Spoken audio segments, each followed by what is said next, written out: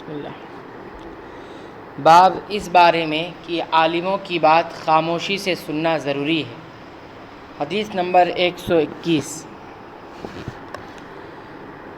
جریر رضی اللہ عنہ فرماتے ہیں کہ نبی اکرم صلی اللہ علیہ وسلم نے ان سے حجۃ الوداع میں فرمایا کہ لوگوں کو بالکل خاموش کر دو تاکہ وہ خوب سن لیں۔ پھر فرمایا لوگوں میرے بعد پھر کافر مت بن جانا کہ ایک دوسرے کی گردن مارنے لگو۔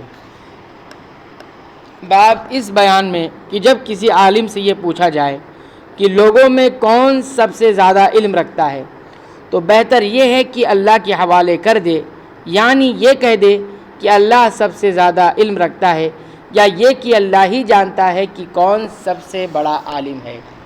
حدیث نمبر 122۔ سعید بن جبیر رضی اللہ تعالیٰ عنہ کہتے ہیں کہ میں نے ابن عباس رضی اللہ عنہما سے کہا کہ نوف بکالی کا یہ خیال ہے کہ موسیٰ علیہ السلام جو خضر علیہ السلام کے پاس گئے تھے وہ موسیٰ بنی اسرائیل والے نہیں تھے بلکہ دوسرے موسیٰ تھے۔ یہ سن کر ابن عباس رضی اللہ عنہما بولے کہ اللہ کے دشمن نے جھوٹ کہا ہے۔ ہم سے ابی ابن کعب رضی اللہ عنہ نے رسول اللہ صلی اللہ علیہ وسلم سے نقل کیا کہ ایک روز موسیٰ علیہ السلام نے کھڑے ہو کر بنی اسرائیل میں خطبہ دیا تو آپ سے پوچھا گیا کہ لوگوں میں سب سے زیادہ صاحب علم کون ہے؟ انہوں نے فرمایا کہ میں ہوں۔ اس وجہ سے اللہ کا غصہ ان پر ہوا کہ انہوں نے علم کو اللہ کے حوالے کیوں نہ کر دیا۔ تب اللہ نے ان کی طرف وحی بھیجی کہ میرے بندوں میں سے ایک بندہ دریاؤں کے سنگم پر ہے جہاں فارس اور روم کے سمندر ملتے ہیں، وہ تجھ سے زیادہ عالم ہے۔ موسیٰ علیہ السلام نے کہا اے پروردگار میری ان سے ملاقات کیسے ہو؟ حکم ہوا کہ ایک مچھلی زنبیل میں رکھ لو، پھر جہاں تم اس مچھلی کو گم کر دو گے وہ بندہ تمہیں وہیں ملے گا۔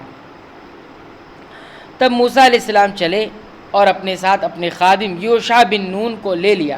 انہوں نے زنبیل میں مچھلی رکھ لی۔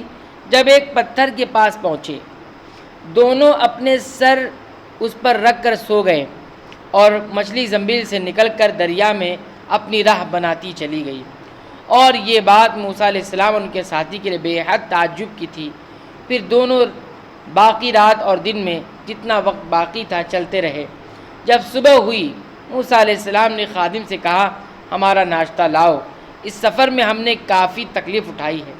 اور موسیٰ علیہ السلام بالکل نہیں تھکے تھے مگر جب اس جگہ سے آگے نکل گئے جہاں تک انہیں جانے کا حکم ملا تھا تب ان کے خادم نے کہا کہ کیا آپ نے دیکھا تھا کہ جب ہم صخرہ کے پاس ٹھہرے تھے تو میں مچھلی کا ذکر بھول گیا۔ بقول بعض صخرہ کے نیچے آب حیات تھا، وہ اس مچھلی پر پڑا اور وہ زندہ ہو کر بقدرت الہی دریا میں چل دی۔ یہ سن کر موسیٰ علیہ السلام بولے کہ یہی وہ جگہ جس کی ہمیں تلاش تھی، تو وہ پچھلے پاؤں واپس ہو گئے۔ جب پتھر تک پہنچے تو دیکھا کہ ایک شخص کپڑا اوڑھے ہوئے موجود ہے۔ موسیٰ علیہ السلام نے انہیں سلام کیا۔ خضر علیہ السلام نے کہا کہ تمہاری سرزمین میں سلام کہاں؟ پھر موسیٰ علیہ السلام نے کہا میں موسیٰ علیہ السلام ہوں۔ خضر بولے کہ بنی اسرائیل کے موسیٰ؟ انہوں نے جواب دیا کہ ہاں۔ پھر کہا کیا میں آپ کے ساتھ چل سکتا ہوں تاکہ آپ مجھے ہدایت کی وہ باتیں بتلائیں جو اللہ نے خاص آپ ہی کو سکھلائی ہیں؟ خضر علیہ السلام بولے کہ تم میرے ساتھ صبر نہیں کر سکو گے۔ اسے موسیٰ مجھے اللہ نے ایسا علم دیا ہے جسے تم نہیں جانتے، اور تم کو جو علم دیا ہے اسے میں نہیں جانتا۔ اس پر موسیٰ نے کہا کہ اللہ نے چاہا تو آپ مجھے صابر پاؤ گے اور میں کسی بات میں آپ کی نافرمانی نہیں کروں گا۔ پھر دونوں دریا کے کنارے کنارے پیدل چلے۔ ان کے پاس کوئی کشتی نہ تھی کہ ایک کشتی ان کے سامنے سے گزری تو کشتی والوں سے انہوں نے کہا ہمیں بٹھا لو۔ خضر علیہ السلام کو انہوں نے پہچان لیا اور بغیر کرائے کے سوار کر لیا۔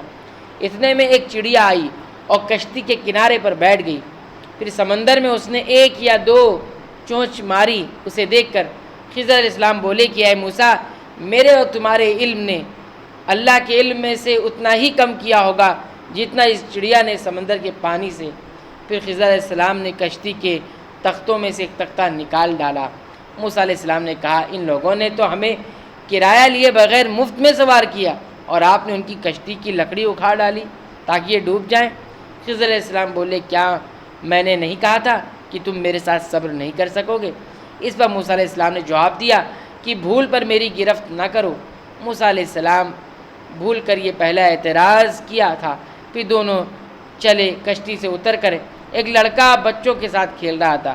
خضر علیہ السلام نے اوپر سے اس کا سر پکڑ کر ہاتھ سے اسے الگ کر دیا۔ موسیٰ علیہ السلام بول پڑے کہ آپ نے ایک بے گناہ بچے کو بغیر کسی جانی حق کے مار ڈالا، غضب ہو گیا۔ خضر علیہ السلام بولے کہ میں نے تم سے نہیں کہا تھا کہ تم میرے ساتھ صبر نہیں کر سکو گے؟ ابن عیینہ کہتے ہیں کہ اس کلام میں پہلے سے زیادہ تاکید ہے، کیونکہ پہلے کلام میں لفظ لکا نہیں کہا تھا، اس میں لکا زائد کیا جس سے تاکید ظاہر ہے۔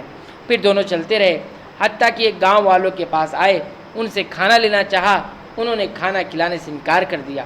انہوں نے وہیں دیکھا کہ ایک دیوار سی گاؤں میں گرنے کے قریب تھی۔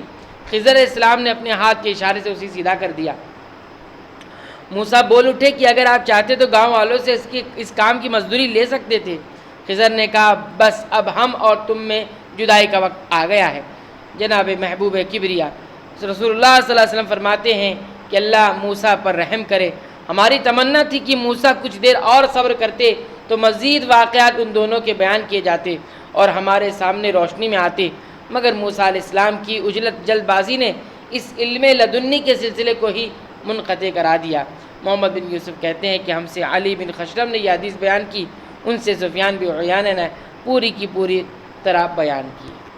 اللہ تعالیٰ سے دعا ہے کہ رب العالمین تو ہمیں علم کے مطابق عمل کی توفیق عنایت فرمائے، آمین۔